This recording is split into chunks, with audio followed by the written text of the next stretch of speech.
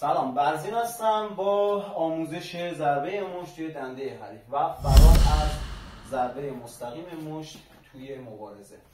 دقت کنید توی ضربه‌ای که به سمت صورتتون میاد شما میتونید از انواع فرارها استفاده کنید، ولی زیباترین فراری که اکثرا توی مبارزات MMA یا مبارزات آزاد، مبارزات خیابانی استفاده میکنن و حتی توی دفاع شخصی هم من دیدم این حرکات رو اجرا میکنن.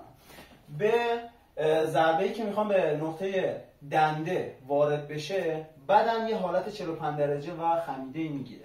برای اجرای این ضربه شما نیاز دارین به حرکت پا به سمت بیرون. مستقیم حریف وامیستی. ضربه‌ای که میاد توی صورتت شما باید به بیرون بدن حریف کتف رو بچرخونی، همزمان پا حرکت میکنه به بیرون حریف و کتف رو میچرخونی، همزمان دست مخالف بدن چرخیده میشه، زاویه پشت پا دقت کنین پا چرخیده میشه و کمر رو از زیر دست حریف میچرخونیم و ضربه مشت به دنده حریف وارد میشه. به این صورت اجرای این تکنیک ضربه میاد حرکت میکنید به سمت بیرون، کتف رو حتما باید بزنید، ضربه مشت به زیر دنده حریف وارد میشه، همزمان میتونی هم جابجا بشی و هم میتونی ضربات متداول و پشت سر هم رو وارد کنی.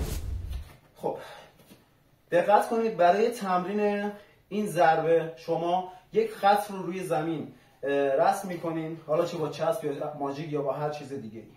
یه طرف خط گارد میگیری، گاردتو درست بگیر و گام های تو به سمت 45 درجه یا به سمت شکم خودت باشه، یعنی به سمت بیرون. اما گارد داریم ولی الان برای تمرین این حرکت باید به سمت روبروی 45 درجه شکم خودت بری. گارد روبرو، پا حرکت میکنه به سمت بیرون خط، کتف همزمان با پا چرخیده میشه و ضربه مشت. دقت کن 1 2 همزمان پا هم میتونه چرخیده بشه ولی ما فعلا به پا نیازی نداریم. دوباره گارد میگیری 1 2 دقت کن زاویه چرخش پا و چرخش پای عقب، 1 کتف ضربه مشت. گارد میگیری 1 کتف رو میزنی و چرخش کمر و ضربه مشت. دقت گارد روی حریف اجراش میکنیم. با گارد موافق میخوایم اجراش کنیم، برو با هم برو بیرون روبرو و ضربه دنده. پس ما به دو صورت این ضربه رو اجرا کردیم. دقت کنید برو و دوباره موفق باشین.